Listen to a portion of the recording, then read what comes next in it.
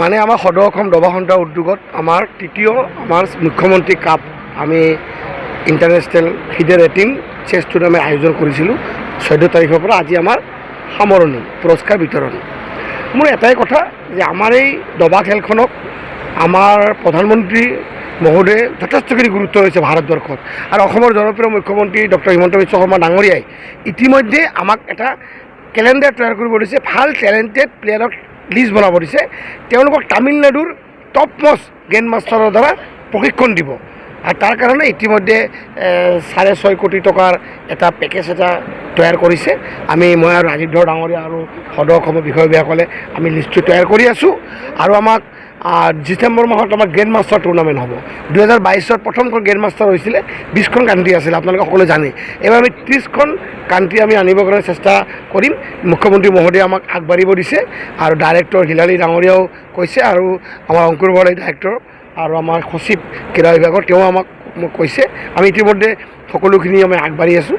মোৰ এটাই কথা যে এনেকুৱা ধৰণৰ প্ৰতিযোগিতা যদি আমাৰ 99 টন আমি দবাৰো পাইছোঁ, কইম্বটুৰৰ পৰা আমাৰ খেলুৱৈ আহিছিল, তেওঁ সঁচাকৈ কালি হেপ্পী। তেওঁ কৈছে যে মই ধন্যবাদ দিছোঁ যে মই অসমত গ্ৰেণ্ড মাষ্টাৰ হৈছোঁ, মোৰ জীৱনত পাহৰিব নোৱাৰোঁ। আমাৰ কাৰণে এটা ডাঙৰ হিষ্টৰিকেল মমেণ্ট আছিল, আৰু মই আশা ৰাখিছোঁ যে চাওক ইমান এটা ডাঙৰ ইভেণ্ট তৈয়াৰ কৰিব হ'লে যে মানে সকলোৰে প্ৰচেষ্টা লাগিব। সেইকাৰণে মই আশা ৰাখিছোঁ সাংবাদিক বন্ধুসকলে আমাক যথেষ্টখিনি সহায় কৰিছে, আৰু আমাৰ ডাইৰেক্টৰ স্পৰ্টছৰ পৰা সহায় কৰিছে। আমাৰ ক্ৰীড়া মন্ত্ৰী মহোদয় আহিছিলে, বিত্তমন্ত্ৰী মহোদয় আহিছিলে, লোকসভা সাংসদ আহিছিলে, কেইবাজনো বিধায়ক আহিছে। মই আশা ৰাখিছোঁ যে অসমৰ প্ৰতিখন জিলাত আমাৰ খেলুৱৈসকলক আমি উলিয়াই আনি আমি 2036ৰ ভিতৰত কমেও আৰু যে 10জন গ্ৰাণ্ড মাষ্টাৰ পাব পাৰোঁ, ইণ্টাৰনেশ্যনেল মাষ্টাৰ পাব পাৰোঁ, সেই লক্ষ্যৰে আমি সদৌ অসম দবা সন্থাই আমি কাম কৰি যাম। আমাৰ সুবীৰ ধৰ ডাঙৰীয়া আৰু একদম কণমানিজন আমি অলৰেডি পুৰস্কাৰ কৰিছোঁ, আৰু আমাৰ টোটেল প্ৰাইজ আছিলে 5,20,000 টকা টোটেল প্ৰাইজ আছিলে।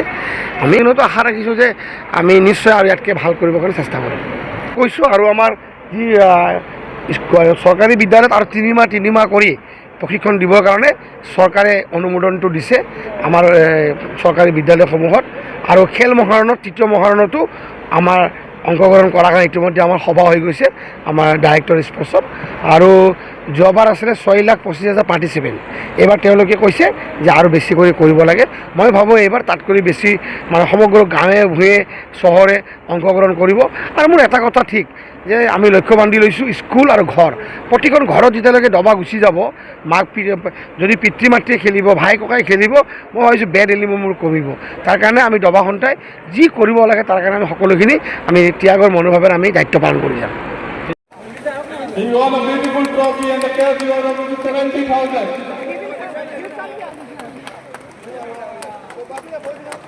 I request all of you to come together for the group photograph. First, Mera Engineer Kumar Mukherjee and all the dignitary guys. Top 3, Harsh, Rupam and Miladi. Come together for the group photograph. Miladi Banerjee from West Bengal.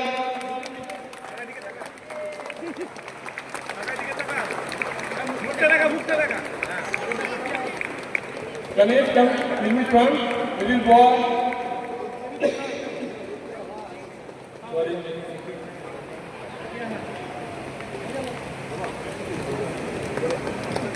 I request with a beautiful trophy and the cash reward of 30,000.